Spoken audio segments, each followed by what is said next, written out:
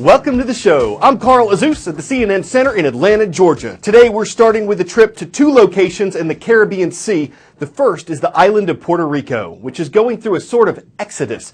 Puerto Rico is a territory of the U.S. with Commonwealth status. What that means is it has its own government, though it's subject to U.S. federal laws.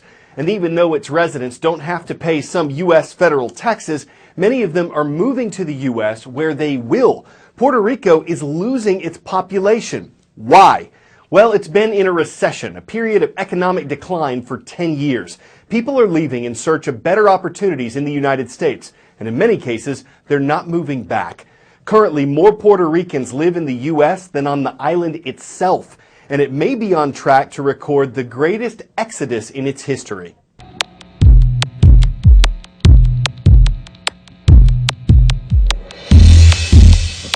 $70 billion. Puerto Rico is deep in debt, $70 billion of it, and lenders are knocking on the island door. It's a situation so bad, it's often compared to Greece and Detroit. Tax refunds delayed, home prices cratering, and the population dwindling. 440,000 people have left in the last decade. Puerto Rico's tax base is shrinking. It's in a so-called death spiral, that's according to its governor. And it's not just New York hedge funds that own Puerto Rico's debt. It's grandmas and grandpas who put their life savings into what they thought were safe government bonds. Filing for bankruptcy, cutting federal aid programs, the options are grim. And getting all those parties to agree on a solution will be no easy task. The second Caribbean location we're visiting is the island nation of Cuba. A 7-day cruise docked in the capital of Havana yesterday. Why is that significant? It sailed from Miami, Florida. As part of the Cold War rivalry between Cuba and the U.S., on and off travel restrictions were in place between the two nations. Those were lifted late in 2014 as part of an agreement between U.S. President Barack Obama and Cuban President Raul Castro. President Obama started normalizing relations with Cuba, saying that decades of isolating the island nation, not dealing with it economically or politically, had failed to influence the communist government to improve its human rights record. Critics say Cuba's human rights record hasn't improved under President Obama's policy either. But the cruise ship that docked in Havana Monday is one example of some change between the two countries, even though this voyage almost didn't happen. The first U.S. to Cuba cruise in nearly 4 decades is finally underway. One more step towards greater ties between the U.S. and its communist-run neighbor. Some of the 700 passengers aboard Carnival's Fathom line say they feel like they're making history. My grandmother went way back in the day before it was ever closed, and so just being able to go there and meet the people and see the people, it'll be meaningful to us. But it's been anything but smooth sailing for the week-long cruise that will make 3 stops in Cuba. Cuban Americans protested at Carnival's Miami headquarters after the company said that Cuban law prevented Carnival from accepting bookings from anyone born in Cuba. The island's government says the restrictions on Cubans traveling aboard boats were in place to prevent Cubans from making the often dangerous journey to the United States. Facing growing public outcry, Carnival said it would delay the cruises until everyone could sail to Cuba. That's when the Cuban government did something completely unexpected and reversed their decades-old policy. Now, Cuban-born people who have passports issued by Cuba can travel to the island on cruise ships, and the Cuban government has said it will soon ease restrictions on private boats. And not a moment too soon for Carnival. To be a part of being the first people to be able to sail from the U.S. to Cuba and back, including those who were born in Cuba, is a tremendous privilege and honor. The Cuban government reversing course happens rarely, even less so to satisfy U.S. business concerns. But apparently opening to U.S. cruise companies and the potential earnings they would bring was just too good an opportunity for Cuba to let sail by. 735 days in North Korea was long enough. That's a quote from U.S. citizen Kenneth Bae, who just gave his first interview since he was released from a North Korean prison in 2014. It's not known exactly why Bae was arrested in 2012. He was a tour operator in North Korea. He was charged with hostile acts. 2 years went by before the U.S. Director of National Intelligence carried a letter from President Obama addressed to North Korean dictator Kim Jong-un. U.S. officials say that might have been the high-level attention that North Korea wanted from the U.S. Shortly afterward, Bay was released. He hasn't forgotten his ordeal or what got him through it. I was the first American ever sent to labor camp in North Korea, and I have to work from 8 o'clock in the morning until 6 o'clock at night, 6 days a week, and working in the field, doing farming, labor, carrying rock and shoveling coal, and all those things that was physically very demanding, and it was very difficult.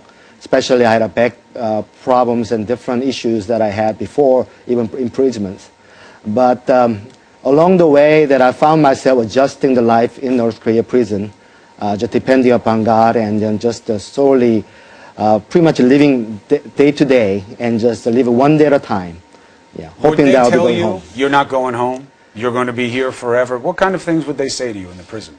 Well, there's one prosecutor who was assigned to my case for the last year of my imprisonment. He came to me almost every week and said, "No one remember you. You have been forgotten by people, your governments. You are not going home anytime soon. You'll be here for 15 years. You'll be 60 before you go home." What would that do to your head? Obviously, it was very difficult to take it in, but I was still holding on to the promise that it was from when I was praying and from God that He will be my rescuer, and knew that the U.S. government would do everything possible that bring me home. So I was holding on to the promise.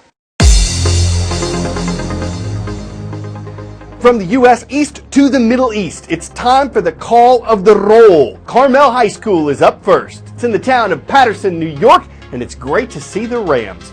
Not too far away is the community of Blackwood, New Jersey, and we've got the Lions watching there at Glen Landing Middle School. And from the United Arab Emirates, hello to our viewers at Dubai American Academy. It's in the Emirate of Dubai on the Persian Gulf.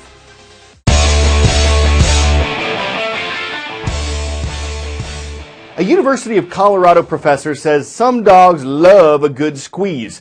A professional dog trainer says maybe dogs just don't like being snuggled and photographed at the same time. The point, not everyone agrees with a University of British Columbia professor who says dogs hate hugs. There's nothing like a doggy hug to tug at your heart. But is it mutual? Let's ask the owner of Special Agent Maxwell Smart. Now, do you think he does love it when you hug him?